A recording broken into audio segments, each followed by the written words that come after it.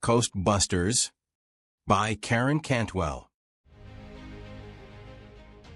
Family vacations are not relaxing. They do not restore sanity in any way, shape, or form. The planning and packing involved to get 2 adults and 3 kids anywhere, whether it's across town or across the country, creates so much anxiety that a vacation is necessary to get over the vacation. Because it's the moms who do all of the planning and packing. Dads and kids pretend to help, but who are they kidding?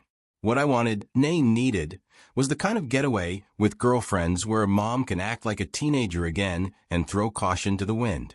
Be wild and crazy. Be the first on the beach and the last at the tiki bar. That was the kind of vacation I proposed to my best buds, Roz Walker and Peggy Rubenstein.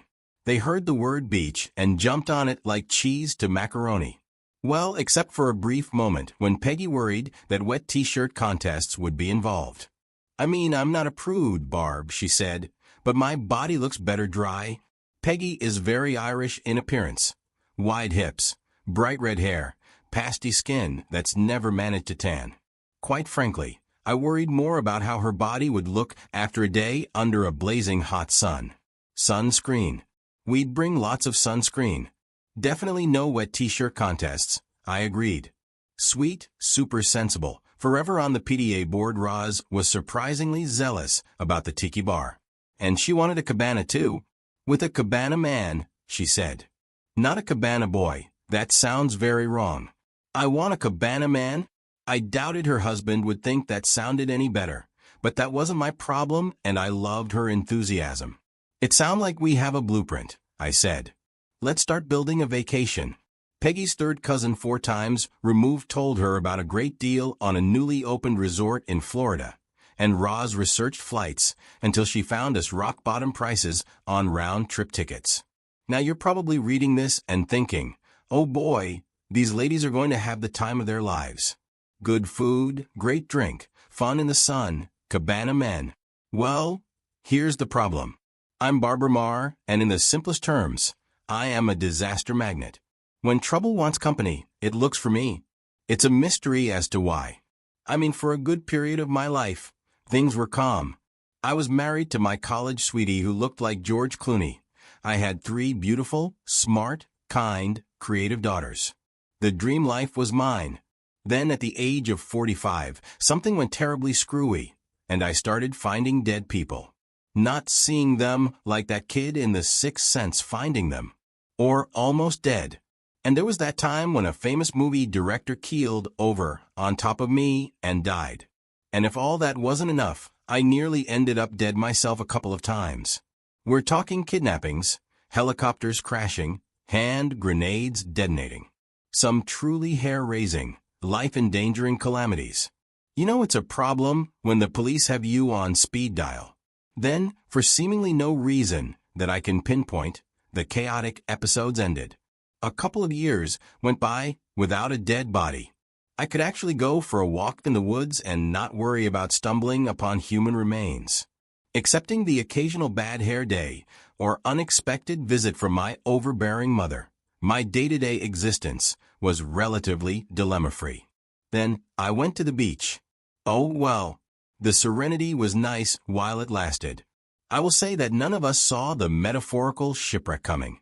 Our arrival at quirky chic seaside resort was even better than we had imagined it would be. When the airport shuttle van dropped us off at the front door, 3 young, bright-eyed porters scurried up like a trio of eager sandpipers and whisked our bags away even before all 6 of our flip-flop feet had hit the pavement. As the driver accepted his tip from Peggy, Roz and I gazed in wonder and amusement at the resort's lush, elegant tropical landscaping ornamented here and there with fun and unconventional features like the life-size Bigfoot sculpture peeking out from between 2 taller banana trees. Near the street, a retro motel-style neon sign flashed the resort's name for all to see. "I'm in love," I said on a sigh. A lanky woman breezed through the automatic sliding doors, greeting us with a toothy smile and multi-hued lays. Her Caribbean blue eyes twinkled. "Welcome to quirky chic seaside resort where relaxation and recreation abound. I'm Willow, your hospitality and recreation coordinator. Which one of you is Barb? I stepped forward, speechless at the unexpected greeting. I was not accustomed to this sort of reception. My last experience was at a one-star hotel, where the front desk clerk referred to me as Mr. Marbarb and informed me I would have to heft my luggage up 3 flights of stairs because the elevator was being repaired after an unfortunate incident. Willow draped a lei over my head so it rested prettily on my shoulders. "Are your curls natural?" she asked. "They are," I said, beaming. At that moment, a porter appeared in front of me as if by magic. He held out a cocktail in a tall glass with a lime green paper straw. I accepted it eagerly. "Frozen strawberry daiquiri is your favorite, correct?" Willow asked. I tested the icy drink, remembering we had filled out a questionnaire designed to help us have the best vacation experience possible. "Perfectly delicious, thank you."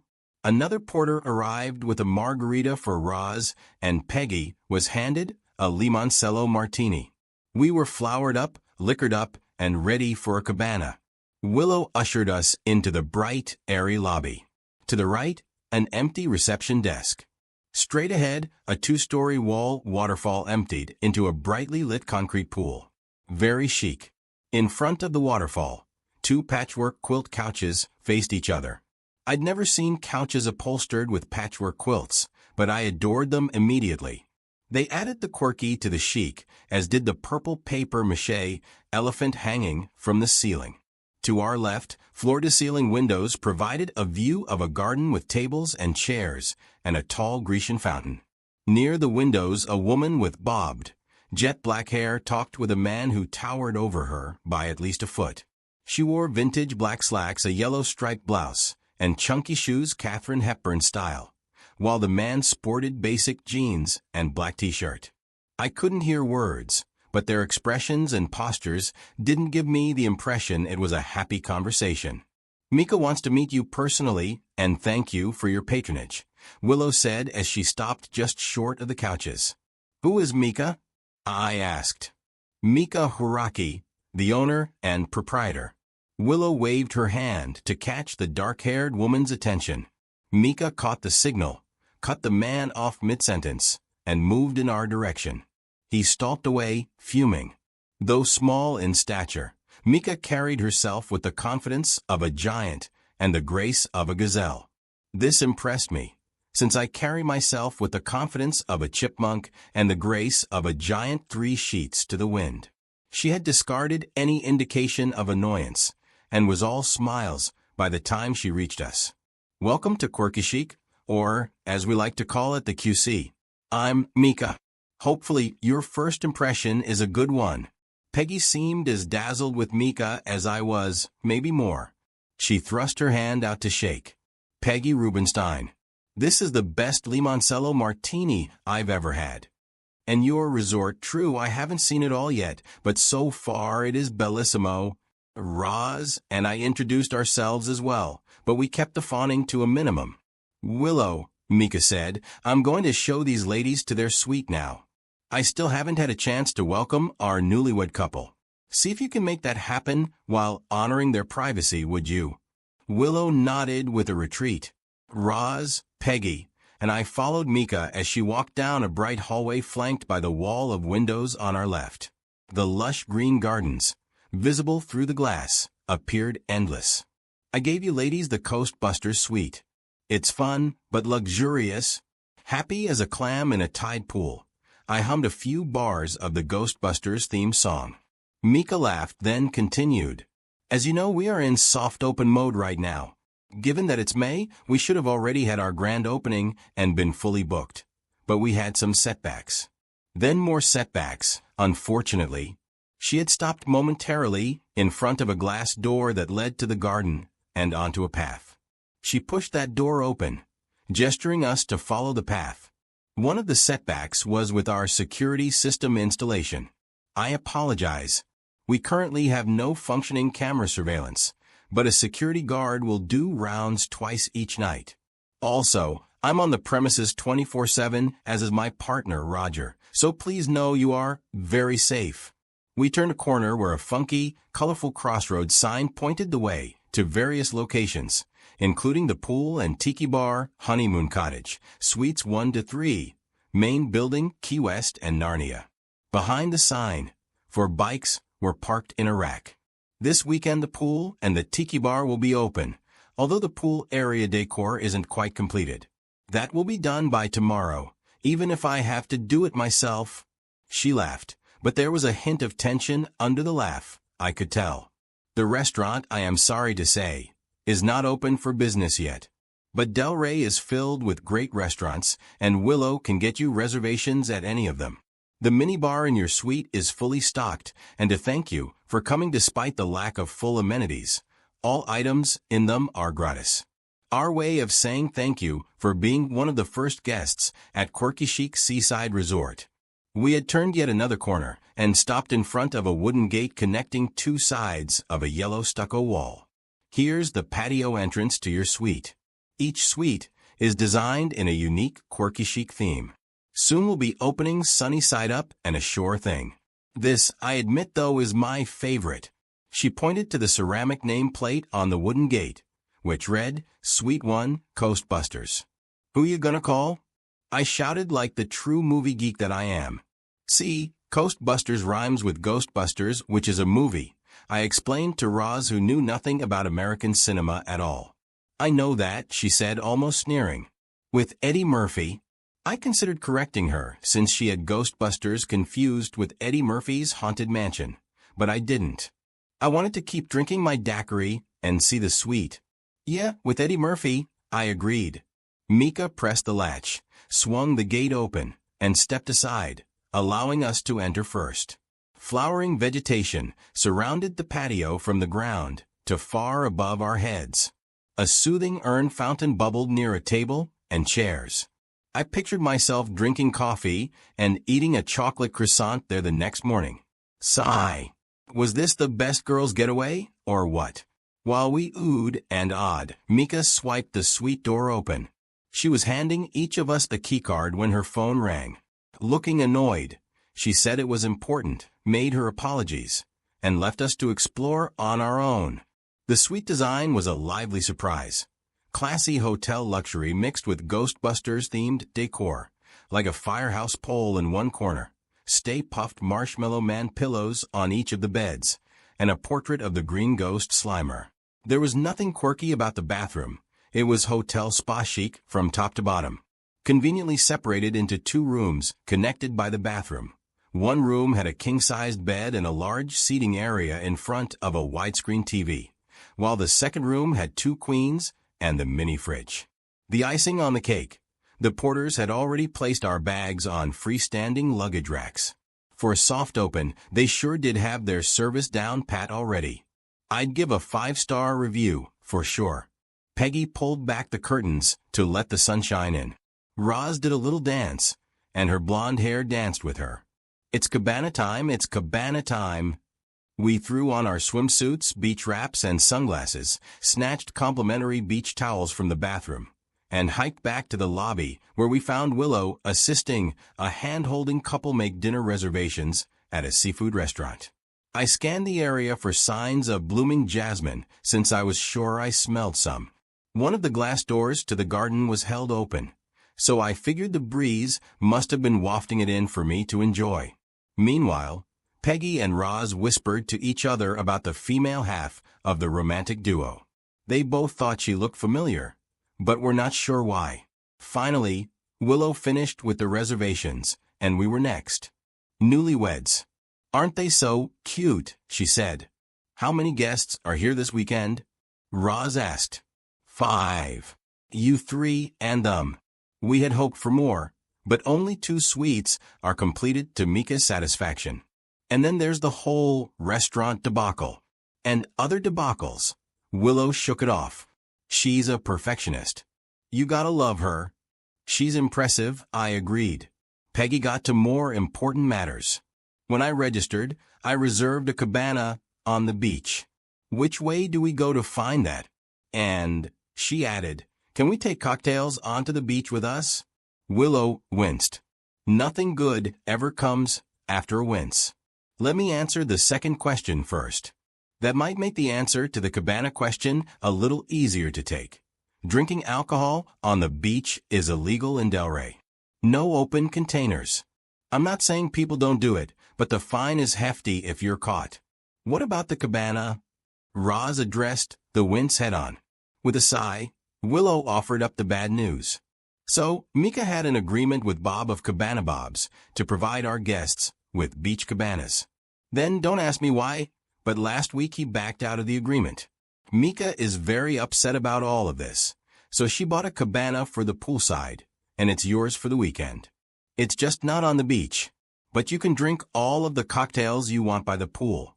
The tiki bar is right there, and Joaquin will see to your every need. Is Joaquin a cabana man? Roz asked. Willow seemed puzzled. The term cabana man probably threw her off. No. He's the bartender. I whispered in Roz's ear. You can pretend he's a cabana man. Poolside cabana. Here we come, Roz said with renewed vigor. Point me in the right direction, please. I motioned my buds to follow me. It's back toward the suite. I saw the sign. We found the pool and were soon reclined in lounge chairs under a royal blue cabana, waiting for Joaquin to bring us our next round of cocktails. I noticed 2 plastic bins stacked one on the other tucked into a corner by some folded chairs. From the looks of it, I guess they contained the awaiting decor that Mika had mentioned. Peggy pulled a book from her beach bag. Finally, time to read. I joined another book club and my first meeting is next week. This should be a good one, though evil under the sun. I've never read an Agatha Christie before, and so perfect to be reading it at the beach. If there was a book club's anonymous for book club addicts, Peggy should join. Exactly how many book clubs are you up to now? I asked her. She paused to count. Technically, 8 since joining this Women Who Kill club. But 4 of the 6 members in my money management book club are being investigated for tax evasion, so we haven't met in a while.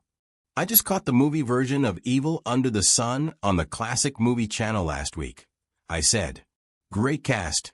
Don't tell me who done it, Peggy said. Unless I don't finish it in time, in which case, I'll ask you for a synopsis.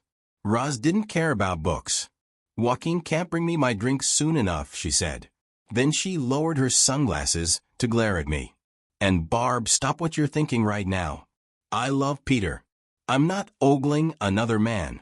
I'm merely basking in the luxury of having someone bring me fruity drinks, while I do absolutely nothing PDA-related. She'd read my mind. Fair enough, I said. I feel the same way. Except, of course, I love Howard, not Peter. And I love Simon, Peggy added. Yes, we loved our husbands deeply. At the same time, it was easy to pretend that Joaquin was a cabana man, because man, was he sexy. He had this whole smoldering Mediterranean stud thing going, with the olive-tan skin, dark, brooding eyes, wavy black hair that fell to his shoulders, tight polo shirt that emphasized the bulk of his biceps, and the perfect Kirk Douglas dimple right in the middle of his chin. Maybe it was rude to stare, but we did anyway. From across the pool, we watched his every move as he poured and stirred and shook and poured some more and stirred some more. Finally, he brought us our drinks on a tray. Thank you, Joaquin, we purred in unison. You are most welcome, ladies. I am so happy to have work to do. Sitting behind the bar all day in the heat with no guests to serve can make Joaquin a very dull boy. No, don't be dull, Roz said while stirring her margarita and playing unusually coy. Pull up a chair and tell us about yourself. He pulled a lounge chair over, and Saturday there is not much to tell. I am afraid, but I am glad for the conversation. Is there anything I can recommend in Delray? A restaurant, perhaps? Fun things to do like the sand sculpture contest on the beach this weekend, or an Everglades airboat tour. The airboats are quite a thrill. I highly recommend. I love your accent, Peggy said. Where are you from, Joaquin? España, he said. I sighed. Spain. Lovely country. You have been? No. I wish. The closest I've gotten is on my TV when watching House Hunters International. I am from Malaga. It is the most beautiful city in España, but I am, I'm prejudiced to my home. In Malaga, we are on the coast, and the magical blue waters of the Mediterranean cannot even be compared to the brown, murky waters here of the Atlantic. He shook his head. No comparison. What brought you here then? I asked, eager to know more about him. And not because he was sexy, but because I was genuinely interested in him as a person. Why did I come to the United States, you mean? Yes, I met a very handsome man, and he swept me off my feet, and soon we will be married. Oh, we ladies said in unison, not purring this time. He pulled his wallet from his back pocket. I show you a picture.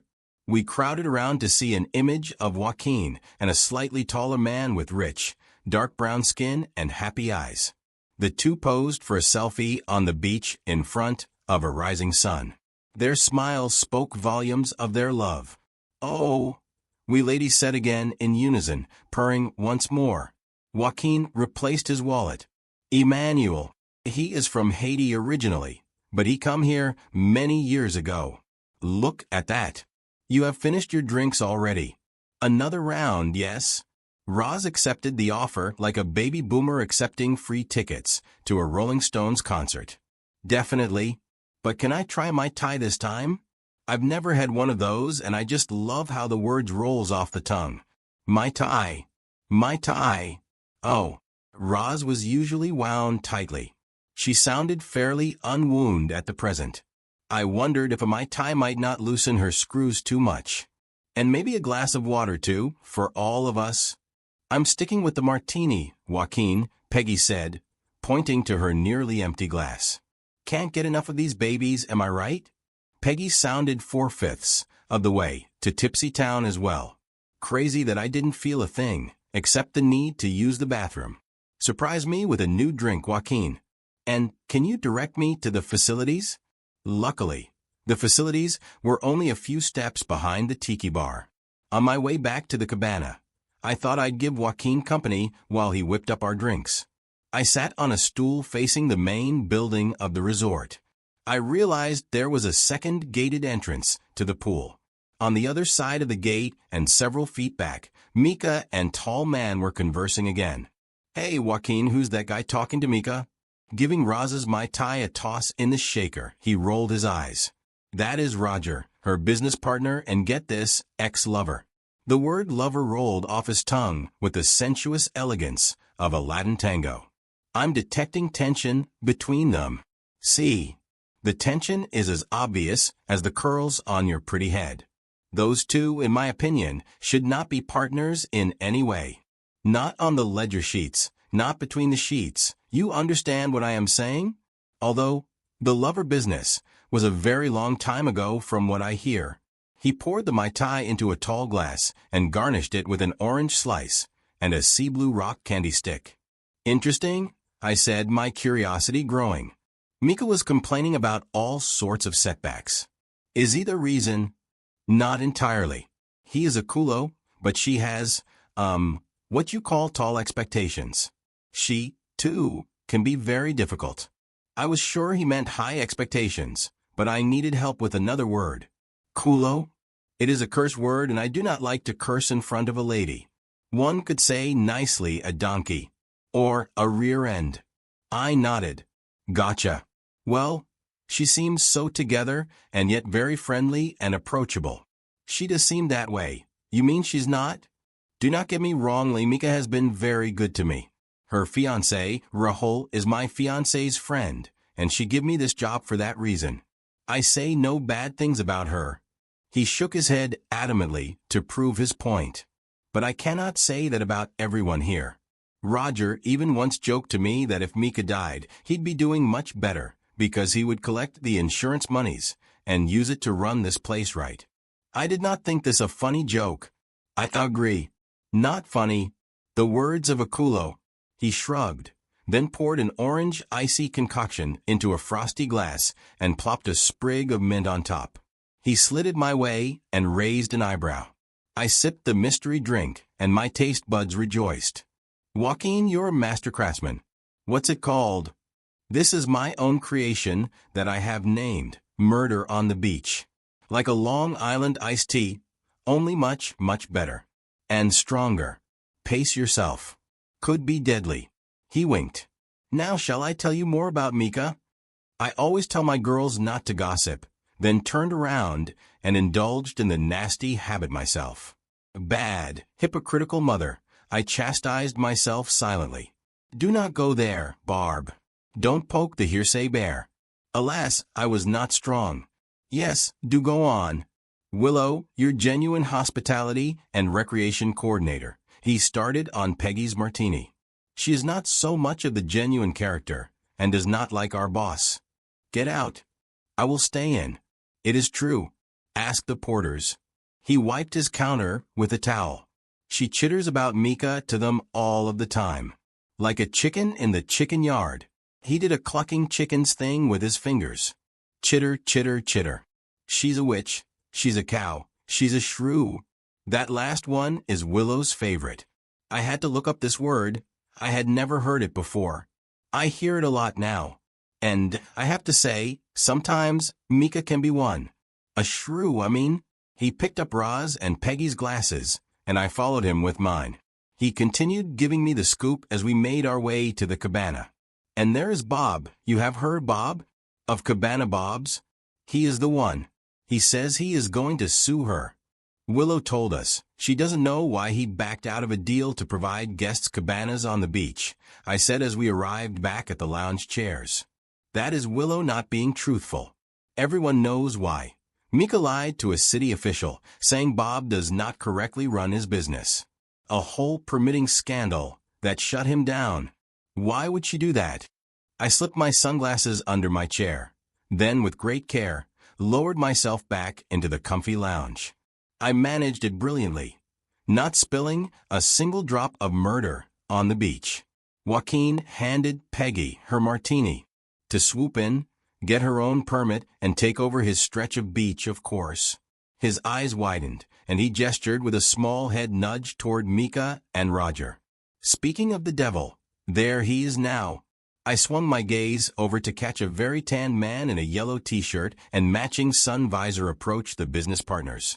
A large black logo on his shirt advertised Cabana Bob's. He wasn't greeted by smiles or handshakes. After a very brief and seemingly stern discussion, the three disappeared around a cluster of small palm trees. Darn. I wanted to see some drama. Debacles, disgruntled employees, and lawsuits. Sounds like a soap opera in the making. What are you two talking about? Roz asked as she traded Joaquin her empty glass for a full one. Some very juicy gossip, I explained. And no, I am not proud. Still very juicy. The newlywed couple entered the pool oasis and took side-by-side seats at the tiki bar. They slid their stools closer together and nuzzled. With a lowered voice, Joaquin whispered, I hate to leave you ladies now, but they were here last night and tip like Rockefellers. Must run. He gave us a wink. Remember, don't drink and drive. Peggy, Roz said, watching Mr. and Mrs. Newlywed. I think I've got it. Got what? Peggy finally put the book down, giving up on the pretense. Apparently, martinis and reading don't mix. That lady's face, Roz said. I've seen it on a refrigerator. That's shilly, Peggy responded, slurring the S in silly. A refrigerator. She giggled. You know what isn't shilly? Cabana by the pool. It's the best. I don't miss the beach at all. The beach is shandy. I don't like shand. You are so right, Pegs, Roz said. Can I call you Pegs? I'm going to call you Pegs. Oh, you know what? We should go out to eat. Fancy, expensive restaurant. And after we eat, you know what we should do, Pegs and Barbs? We should paint the town red. Let's put the red in wild and crazy. They were both silly, drunk women. Couldn't hold their liquor. Unlike me. I was fine. Maybe a tad hungry, though, as I considered the idea of restaurants and food. When did we eat last? I just ate a sliver of lemon rind. Does that count? Peggy hiccuped, then laughed. Oops. The lemon rind must have given me the hiccups. My world began to spin while I slowly calculated our food consumption to alcohol consumption ratio. The math was too much for my inebriated brain, so I ordered another murder on the beach. I sort of remember Joaquin and the newlyweds eventually helping me and my friends back to our suite while I hummed the Ghostbusters theme song, and Peggy periodically asked, "Who you gonna call?" with Roz replying far too loudly, "Eddie Murphy." And as the three of us crawled into our beds, still in our bathing suits and cover-ups, we agreed that if we ever formed a rock band, we'd call ourselves Joaquin and the Newlyweds. All in all, it was a fun first day as Coastbusters at Quirky Chic Seaside Resort. Unfortunately, the fun was about to end. When my eyelids unrolled slowly to the up position, all they viewed was darkness. I would have sworn the sound of voices woke me up, but the room was dead quiet, so I chalked it up to a dream. I blinked a couple times and located the window. The curtains were still open, and I could tell the sky was lightening ever so slightly. Morning was on its way. My head and stomach, in the meantime, were in a battle to prove which was more disgusted with my choices the day before. Joaquin's murder on the beach had proven murderous to many of my brain cells. That was for sure. Barely able to unpeel my dry tongue from the roof of my mouth, I figured some hydration was necessary. I managed to feel my way to the bathroom where I clicked on the light, cursed the light, then found a glass and filled it. Oh, that water tasted so good. I downed 2 full glasses before setting out to find my phone. The flashlight option helped me search for ibuprofen in my carry-on bag. Peggy stirred in the bed next to me, but she didn't awaken. Roz was in the room on the other side of the bathroom, but I doubted she was awake yet either. I texted Howard good morning, then as the room began to lighten with the rising sun, set about to organize my items. I always did this on vacations after I once left my favorite sweater at a hotel in Chocolaco, Alabama. I didn't discover the loss until a week after we were home. By then, Hotel Chocolaco said I was out of lucko. Purse, wallet, home keys, room key. Watch that Howard gave me for our 10th anniversary. Charm bracelet my daughters gave me when I turned 50. Phone in my hand. Phone charger in the wall. Something was missing. Peggy stirred again, and this time she mumbled, "Can't take the sun. Close curtains, please." Sunday. That was the missing item. Not the sun, but my sunglasses. I remembered taking them off in the bathroom by the pool, and then I didn't put them back on because I was so engrossed in Joaquin's tell-all. From the tiki bar, I had returned to my lounger, and I put them underneath so they'd be safe from me accidentally stepping on them when I got up again. Bingo. They were likely in the same spot.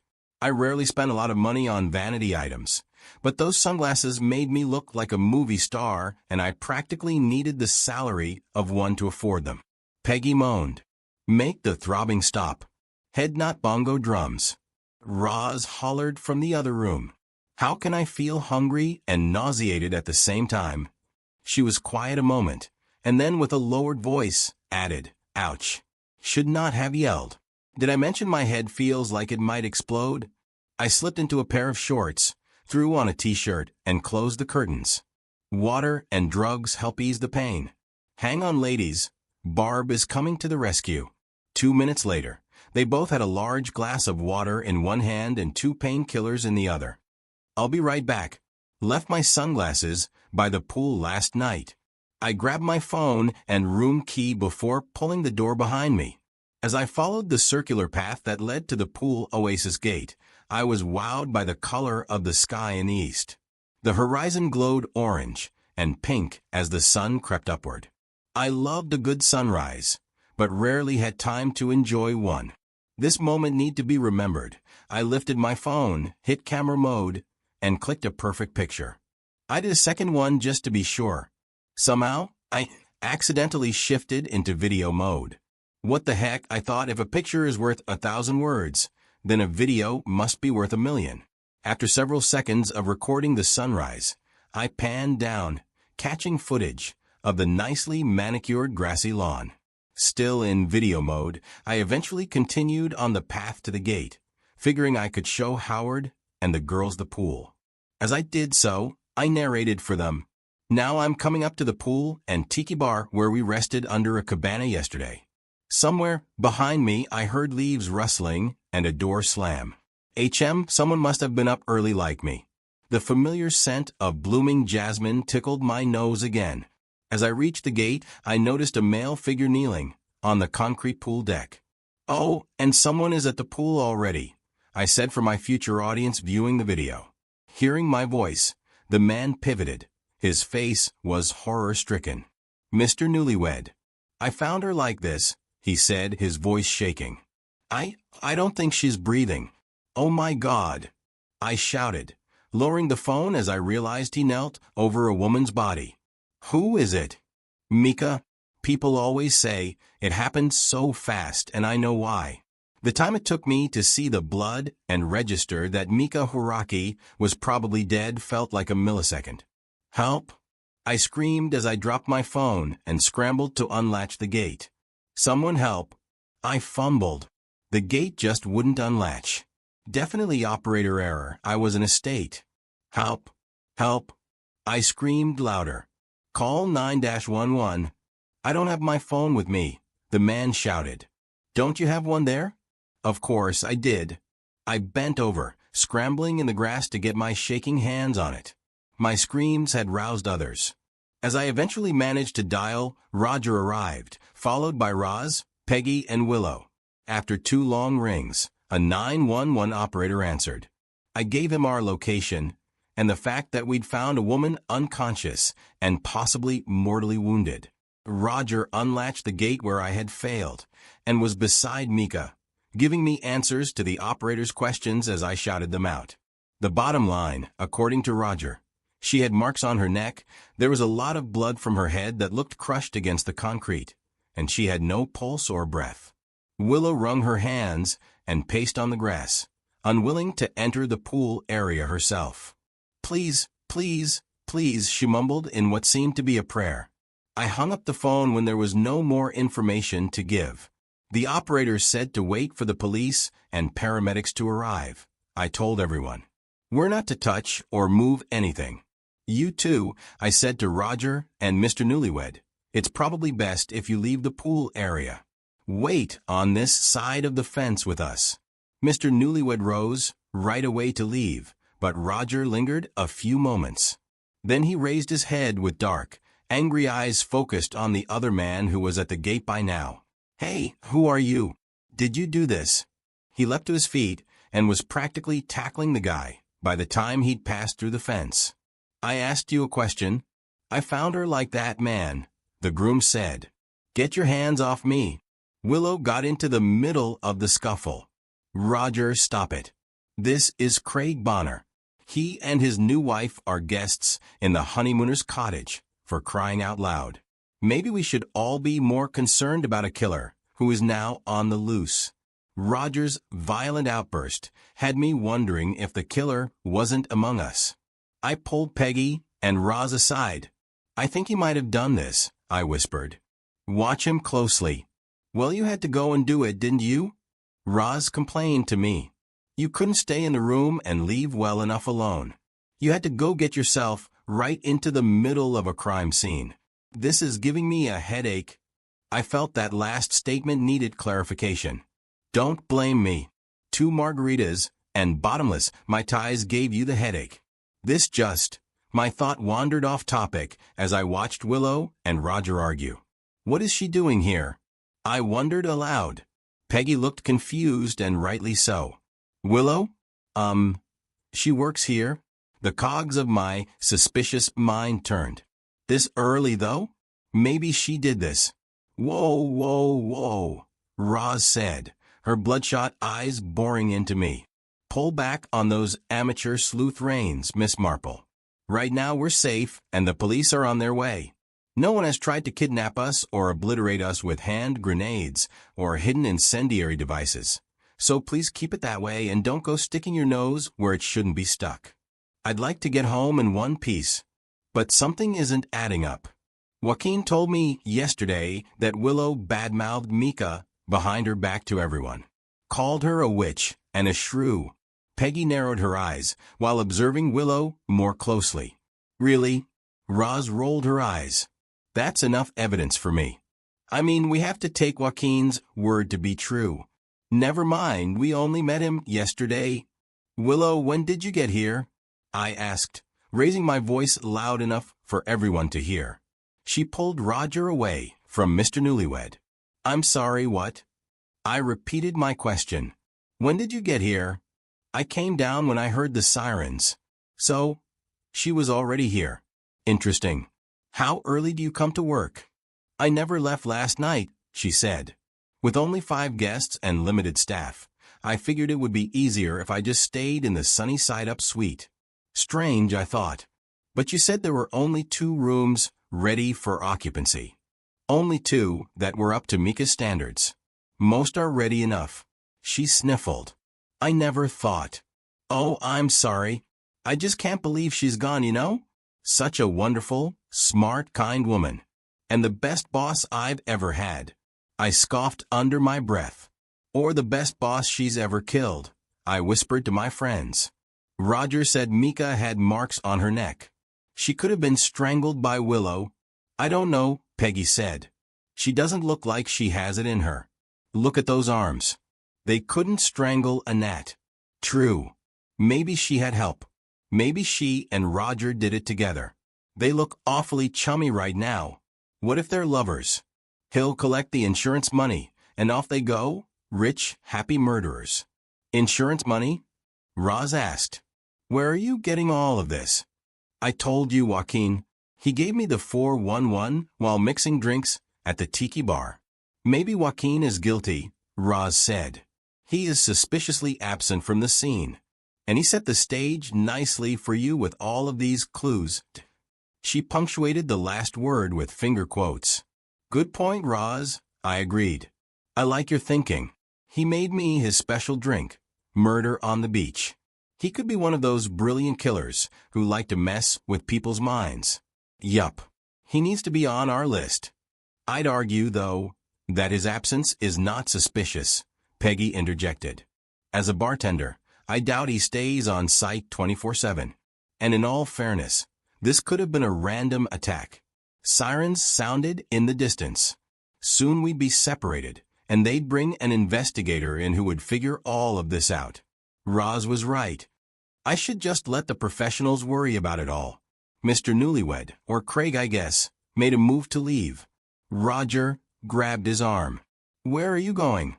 To check on my F. He stopped to correct himself. My wife. The sirens might worry her. I shook my head. No. The operator was adamant we all have to stay right here until police arrive. Of course, I suddenly realized Mrs. Newlywed was suspiciously absent. Why hadn't the screams worried her? But the sirens might. 2 distinct sets of sirens whirred loudly now, and within seconds both stopped in what sounded like the driveway in front of the lobby. Guided by our shouts, a uniformed policewoman plodded across the grass followed by 2 EMTs. Roger pointed the EMTs to the pool deck. I'm Officer Daniels, she said. Who? Officer Daniels was rudely interrupted by Mrs. Newlywed, who finally descended upon the scene, all frantic for herself. Craig? Craig? Are you all right? Oh my God, what's happening? She ran past me and into her husband's arms. Blooming jasmine wafted up into my nostrils, but not the real thing, I realized. Perfume. Mrs. Newlywed's perfume was jasmine-scented. That's what I had been smelling all along. Daniels attempted to gain control of the situation. Ma'am, I found Mika by the pool, Craig said. Sweetheart, she's dead. Mrs. Newlywed gasped.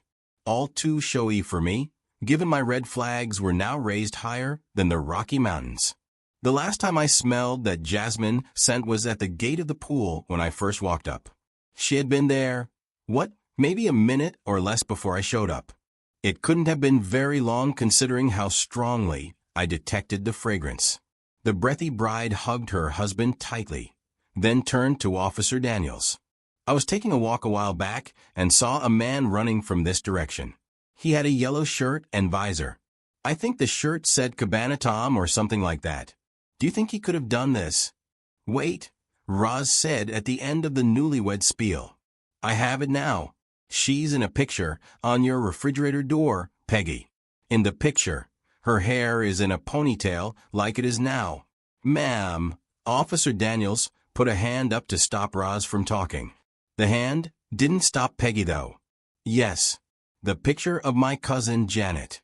Well, she's my third cousin 4 times removed, but that doesn't make her any less loved. She told me about the deal for this weekend stay. Ma'am, I must ask you, more sirens were headed our way. Peggy isn't one to stop once the tongue starts flapping. She addressed the familiar-looking woman directly. You must be her friend in the picture, Nancy. Mrs. Newlywed didn't answer. Instead, she gave Peggy a blank look. But I could tell the innocent act was contrived. Sirens whirred to a sudden stop. I figured another 1 or 2 suits would be walking up any minute. You have her confused with someone else, Willow intervened. This is Tanny Bonner. Ma'am, poor Officer Daniels said. No, Peggy shook her red head vehemently. I'm sure Janet said her name was Nancy. I have a very good memory. Scowling heavily, Officer Daniels appeared, ready to pull her gun out, and fired off to stop the chatter. Instead, she bellowed, I need everyone to stop talking right now. As police officer number 2 approached, his accoutrements jingling, someone's cell phone began to ring. It didn't take too long for everyone to realize it was coming from Craig's pocket. Can I answer it? He asked Daniels. You said you didn't have your cell phone with you, I blurted. And she was at the pool. I pointed to Mrs. Newlywed, whose name was either Nancy or Tanny. Whatever her name is, I smelled her jasmine perfume. It's very strong. I walked up to the gate. I smelled the jasmine, then I saw him. Ma'am, Nancy, Peggy said. I'm telling you it's Nancy, and she was engaged to someone. But his name wasn't Craig. Oh, what was his name? I should call Janet. No one is calling anyone or answering phones or anything, Daniels said. And if I don't get some cooperation here, I'm hauling all of you down to the precinct. Rahul, Peggy shouted, very pleased with herself. Maybe Nancy's eyes grew so wide I thought they'd pop like overinflated balloons. Willow and Roger looked stunned as well. Mika's fiancé is Rahul, Roger said. That can't be a coincidence. Peggy's face flushed. Never mind, I did have it wrong. I'm so embarrassed. Her name isn't Nancy, it's Catherine. Catherine Tanny. Things got quiet for a few seconds. Roger broke the silence. Mika talked a few times about her friend, Kat Tanny. Said Kat hated her for stealing Rahul. Officer Daniels and the second policeman exchanged questioning glances. Daniels appeared ready to make some sort of move when whatever her name was lunged at Peggy, wrapping her big old hands around my friend's neck and screaming, I'm going to kill you. Needless to say, we'd found our murderer. And for once it wasn't me that ended up almost dead. Officer Daniels kept her promise. Squad cars carried all of us down to the Delray Police Department. My phone was confiscated on the scene since my video footage was evidence, and we spent most of that day either waiting to be questioned or actually being questioned, despite the fact that the honeymooners were obviously key suspects. The police took pity upon our hungry tummies and fed us chips and soda from a vending machine. In the police station hallway, just before giving us the all-clear to leave, the friendly Viola Davis look-alike detective on the case updated Peggy, Roz, Roger, Willow, and me to the degree she was allowed. Apparently, Mr. and Mrs. Newlywed weren't newlyweds at all. Fake Mrs. was. In fact, Kat Tanny and Craig Bonner was her friend whom she'd enlisted to help her crash Mika's soft open, giving the resort a bad review as revenge for stealing Kat's fiancé, Rahul. Mika had no idea Kat was on the property, probably until the morning of the attack. That was it. All she could say. I guess we'll read the rest in the papers, I said. But I think we're all guessing Mika went to the pool to put the finishing touches on the decor. Kat showed up wearing her 10 gallons of perfume and told Mika they'd give the QC a bad review if Mika didn't break up with Rahul. Mika said, screw you, and Kat lunged at her the way she did Peggy, smashing her skull on the concrete while strangling her. She fled, told Craig, who went to check to see if she was dead or alive, possibly get rid of any evidence. Then I wandered up, ruining his plan to escape the scene undetected. And when she heard the sirens, Roz added. She got spooked and decided to show up with a suspect in her back pocket. Joaquin probably told her and Craig the same story about the Cabana Bob feud, so she decided to frame him. Roger raised an eyebrow. I wasn't guessing any of that. We've been around the crime scene block a few times, I said. Is it too early for a limoncello martini? Peggy asked. Roz and I moaned. If you think our vacation was a total loss, you'd be wrong. Cabana Bob, it turned out, was quite a generous fellow. He learned of our plight and put us up, at his expense, in a 5-star oceanfront hotel and gave us 3 whole days of free cabana time on the beach. Turns out cabanas were the topic of his visit to the QC, the day I had seen him there. He was telling Mika his permit was back in effect and to warn her that her tactics wouldn't work with him. He'd been in Delray far longer than she and Roger, and he operated by the book. If she wanted to be successful in his town, she'd better learn to play by the rules too. We accepted his offer gratefully. As we lay on the beach our last day in Delray, soaking up the rays, relaxing to the sound of the waves crashing on the shore, I felt regret that I had to buy a cheap pair of sunglasses to shield my eyes from the sun. Since my designer pair had been in the pool area at the time of Mika's killing, they were being held as evidence along with my cell phone. Of course, I felt regret too, that Mika had died. She wasn't a nice person by most people's accounts, but she didn't deserve such a terrible ending. Peggy opened her book, flipped a couple of pages, then closed it again. I give up. I'm not in the mood to read. Tell me who did it, Barb. Evil under the sun? I laughed. It was the married couple. They plotted an entire murder just to steal the actress's diamond. A newspaper landed on the sand at my feet, followed by the sound of a familiar voice. Speaking of murder, have you read the latest? The 3 of us looked up, shielding our eyes from the sun, to see Joaquin and his very handsome fiancé, Emmanuel, hand in hand. He introduced us, then pointed to the paper. The whole story is there. The man, Craig, has confessed that his friend Kat strangled Mika in a fit of rage when Mika would not agree to call off her engagement in exchange for a good review. This woman, it seems, has a history of violent attacks. Peggy rubbed her throat. Don't I know it? I lifted the paper and read the short but succinct article. Wow! It says here that we called it exactly. From Kat going to the pool to confront Mika down to Kat trying to frame Cabana Bob. Man, we're good. Yeah, Roz said, but let's face it, we mostly stumbled into that revealing the guilty party. In fact, don't we usually stumble into those things? Think about it. If we ever tried to intentionally solve a crime with true, deductive reasoning, we'd probably fail miserably. I laughed. She wasn't wrong. Thank you for this, Joaquin. How about you? Do you still have a job? He smiled. Roger has been very kind to me and will keep me on. I will not call him a culo again. After a bit more chit-chat, Joaquin and Emmanuel said goodbye, wishing us safe travels home. Accidental or not, you know what this makes us, right? I said, waving the paper in the air and humming the Ghostbusters theme song. Roz and Peggy gave each other sideways glances. I hummed more of the tune. Come on, ladies. We came here to be wild and crazy, to throw caution to the wind. Get crazy with me now and shout the answer when I ask. Who you gonna call? Ghostbusters. We cheered in unison. I know.